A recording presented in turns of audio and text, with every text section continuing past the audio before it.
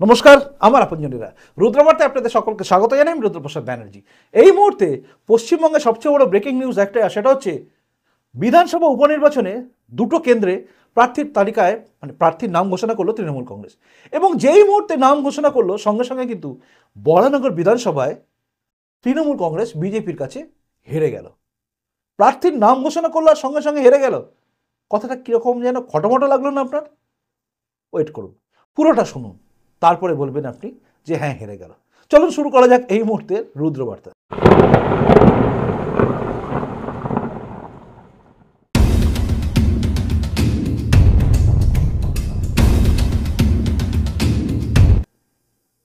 আপনারা সবাই জানেন যে লোকসভা নির্বাচনের সঙ্গে পশ্চিমবঙ্গে দুটো বিধানসভার উপনির্বাচন হচ্ছে। একটা হচ্ছে মুর্শিদাবাদের ভগবানগোলা, যেখানকার বিধায়ক ছিলেন ইদ্রিস আলী।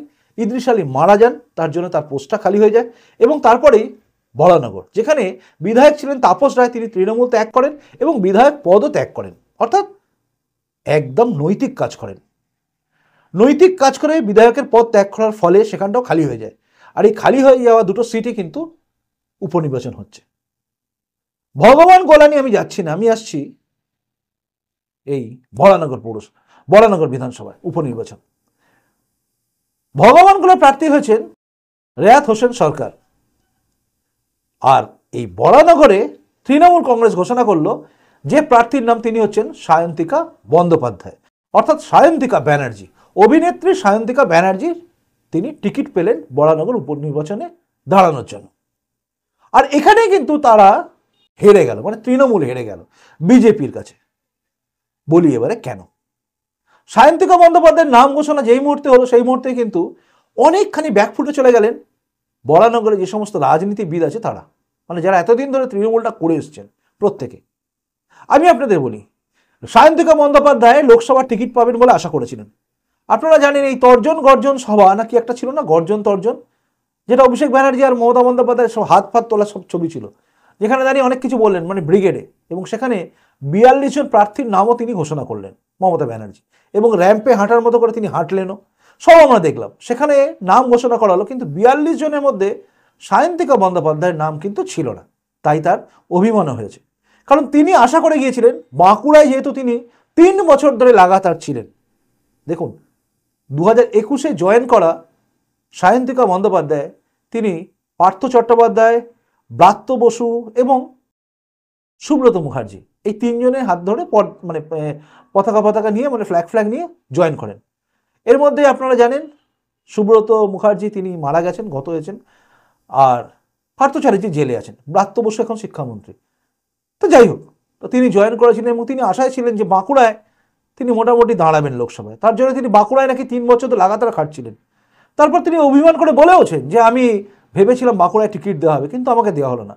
অন্তত আমাকে জানানো উচিত ছিল ব্রিগেডে, তিনি তাহলে মন থেকে মানসিকভাবে প্রস্তুতি নিতে পারতেন।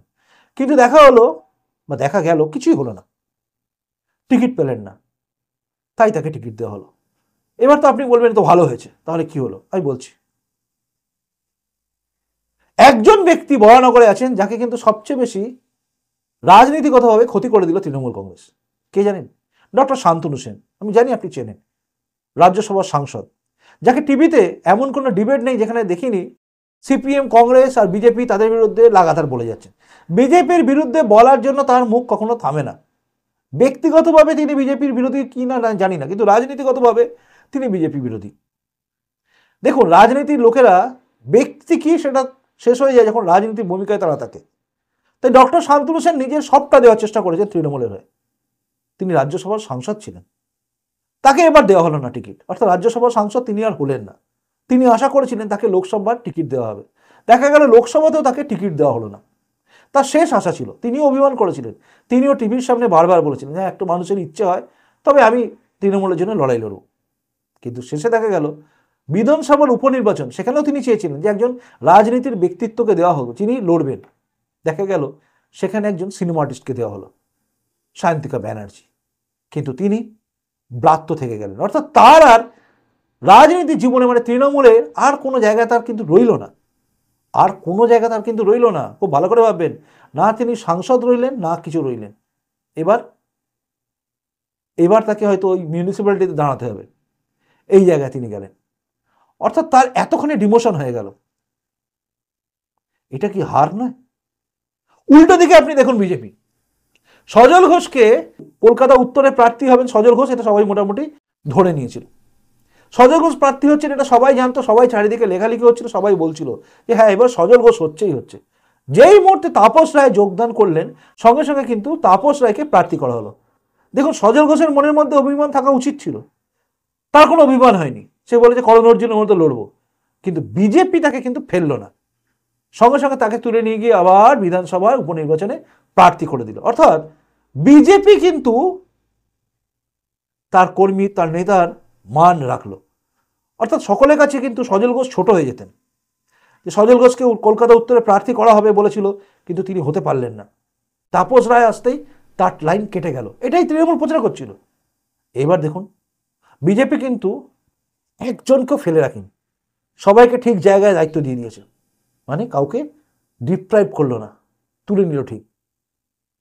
কিন্তু এই যে শান্তনু সেন, ডক্টর শান্তনু সেন এবং বরানগরে থাকা চেয়ারম্যান, বরানগরে আর যারা যারা আছেন,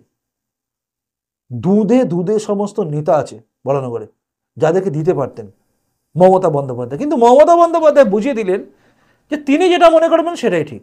সায়ন্তিকা বন্দ্যোপাধ্যায় অভিমান করেছেন, তার অভিমান ভাঙার তার দরকার আছে, কিন্তু ডক্টর শান্তনু সেন যিনি লড়াইটা লড়েই গেলেন, সব সময় লড়ে গেছেন, এমন লড়াই লড়ে যান অনেক সময় তিনি বিরাগ ভজন হয়ে গেছেন সবার কাছেই। হয় তার বক্তব্য শুনে আমারও বিরক্ত লাগে, এত কথা বলে, উল্টো বলে, ডিফেন্ড করতে গিয়ে মানে এই তৃণমূলকে ডিফেন্ড করতে গিয়ে এমন এমন কথা বলেন যেগুলো শুনলে বলে একটা ডাক্তার, এই কীরকম ডাক্তার রে বাবা, এটা আমাদের হয়? তিনি তার কাজটা করে যাচ্ছেন। একটা সিনেমায় অভিনয় করতে গিয়ে একজন ভিলেনের পার্ট করা ব্যক্তিটা তার সর্বোচ্চ মানে সবটা দিয়ে দেয়, দিয়ে তার ভিলেনের পার্টটা করে। তাই আমরা এগিয়ে গিয়ে বলি একে দেখলে মনে হয় দু চার ঘাতি, এটা হয় না, ভিলেনকে দেখলে মনে হয়। ঠিক সেভাবে ডক্টর শান্তনু সেন কিন্তু নিজের সবটা উজাড় করে দিয়ে তৃণমূলকে ডিফেন্ড করার জন্য বিজেপিকে অ্যাটাক করেছেন বা কংগ্রেসকে বা সিপিএমকে অ্যাটাক করে গেছেন ভারবালি, কোনো হাতে পারে নয় বাবা। তো তিনি করেছেন, মানে তিনি তার সবটা দিয়েছেন, কিন্তু এই মানুষটাকে দূরে সরিয়ে দেওয়া হলো। আমি জানি না ডক্টর শান্তনু সেন এবার কি ভাবছেন, তবে ডক্টর শান্তনু সেন যদি আমার এই প্রতিবেদনটা দেখেন তাহলে আমি আপনাদের একটা কথা বলি, আপনি তৃণমূলে হয়ে আপনার জীবনে সবটা দিয়েছেন, কিন্তু তৃণমূল আপনাকে ফেলে দিয়েছে, জাস্ট ফেলে দিয়েছে, দুধ থেকে মাছি বের করার মতো বের করে ছুঁড়ে দিল। আপনি কি করবেন আমি জানি না, তবে আপনার জায়গায় আমি থাকলে ভাবতাম একবার। আর যাই করি এই দলটা করা যায় না, যে দলটা এইভাবে অপমান করে, পদে পদে অপমান, রাজ্যসভার সাংসদ থেকে সরিয়ে দেওয়া। কেন? তিনি কি কোনো ভুল কাজ করেছিলেন? তার বিরুদ্ধে কি কোনো অভিযোগ আছে? লোকসভার টিকিট না দেওয়া কেন? এই প্রশ্নগুলো আপনার মনের মধ্যে আসে না? সর্বশেষ টিকে থাকা যেটা, সেটা হচ্ছে বিধানসভার উপনির্বাচন, মাত্র 3 বছরের জন্য, 3 বছর 2 বছরের জন্য দেওয়া যেত না আপনাকে? নিজেকে জিজ্ঞাসা করবেন, বাড়িতে নিজের লোককে জিজ্ঞাসা করবেন কি বলছে তারা। আমার মনে হয়েছে তৃণমূল কিন্তু এখানে হেরে গেছে, বিশ্বাস করুন। আমি আপনার দিকে তাকিয়ে বললাম তৃণমূল হেরে গেছে। আপনার মতো মানুষ বা যারা তৃণমূলের সে সমস্ত কর্মী নেতা, যারা সত্যি যোগ্যতা ছিল, যারা পারতো দাঁড়াতে, শুধুমাত্র সায়ন্তিকা ব্যানার্জি অভিমান হয়েছে বলে তার অভিমান মোছানোর জন্য তাকে টিকিট দেওয়া হলো, আমার মনে হয় এটা ঠিক না। সজল ঘোষকে কিন্তু টিকিট দিল বিজেপি, লোকসভায় দাঁড়াতে পারেনি, কিন্তু তার জায়গায় ঠিক দিয়ে দিল। হঠাৎ করে তাপস রায় যোগদান করেছে, তাই সজল ঘোষ কলকাতা উত্তরে দাঁড়াবে এটা কিন্তু আগে থেকে ঠিক ছিল, তবু তাকে দেওয়া হলো না। তার কোনো অভিমান ছিল না, সে কাউকে বলেনি যে আমি ভেবেছিলাম দাঁড়াবো আমার দেওয়া হলো না, এসব বলেও নি, কোনো অভিমান বলেনি, কিচ্ছু করেনি। সে লড়াইয়ের জন্য আবার রেডি হয়ে গেছিল, হয়তো তার মনে কষ্ট ছিল, হয়তো, কিন্তু মুখে এক ফোঁটা বলেনি। কিন্তু বিজেপি তার কষ্টটাকে ফেলতেও দেয়নি, তাকে টিকিট দিয়ে দিয়েছে। বিধানসভা উপনির্বাচন অন্তত তাকে দাঁড় করিয়ে দিয়েছে, লড়ছে বেচারা, দারুণভাবে লড়ছে, নেমেও পড়েছে, জেতার জন্য লড়ছে, তার ওই কর্মীরাও নামছে। কিন্তু এই ক্ষেত্রে মমতা বন্দ্যোপাধ্যায় যা করলেন, আমার মনে হয় শুভেন্দু অধিকারী ঠিকই বলেন যে কোম্পানি, এটা একটা তৃণমূল কংগ্রেস একটা পার্টি নয়, এটা একটা কোম্পানি, যার মাথায় বসে আছেন মমতা ব্যানার্জি, কোম্পানির কি বলবো মালিক, আর বাকি সব কর্মচারী। তাই তিনি যাকে মনে করছেন, যার দুঃখ দেখে মনে হচ্ছে একে রাখলে ঠিক আছে, ওকে রেখে দিচ্ছেন, রাজনীতি সেখানে কোনো ভ্যালু নেই। বেসিক্যালি তাই তো হলো। তাই না? এবার আপনি বলুন, আপনি যিনি এতক্ষণ ধরে দেখলেন এই প্রতিবেদনটা, আপনার কি মনে হচ্ছে? আমি ভুল বললাম? বিজেপি এখানে জিতে গেল কি জিতে যায়নি? ভালো করে বলবেন, ভেবে বলবেন। কিন্তু তৃণমূল এখানে হার হলো কি হলো না? বিজেপির জিত হলো তো। সজল ঘোষ তো প্রথমেই জিতে গেল, মানে বিজেপি জিতলো। এখানে সজল ঘোষ বলবো না, এখানে প্রার্থীর সঙ্গে কোনো লড়াই নেই। এখানে হচ্ছে বিজেপি ভার্সেস তৃণমূল। তৃণমূল এখানে হেরে গেল, বিজেপি জিতে গেল। কারণ বিজেপি তার কর্মী, তার নেতাকে যোগ্য সম্মান দিল, আর তৃণমূল যোগ্য সম্মান দিল না। দিল কোনো একজন সিনেমা আর্টিস্ট সায়ন্তিকা ব্যানার্জি, তার অভিমান, যে 2021 সালে এসেছিল এবং শুধু 3 বছর সে নাকি বাঁকুড়ায় পড়েছিল। আর যে মানুষটা এতদিন ধরে লড়াই লড়লো, ডক্টর শান্তনু সেন, কেউ তাকে স্কোয়ার ফুট সেন বলে, তার নামে অভিযোগ আছে অনেক। কিন্তু সেগুলো কি তাহলে সব সত্যি? মানুষটাকে কোথায় যেন দূরে সরিয়ে দেওয়া হলো না? যেভাবে তাপস রায়কে দূরে সরিয়ে দেওয়া হয়েছিল, একই কেস কিন্তু ডক্টর শান্তনু সেনের সঙ্গে হলো।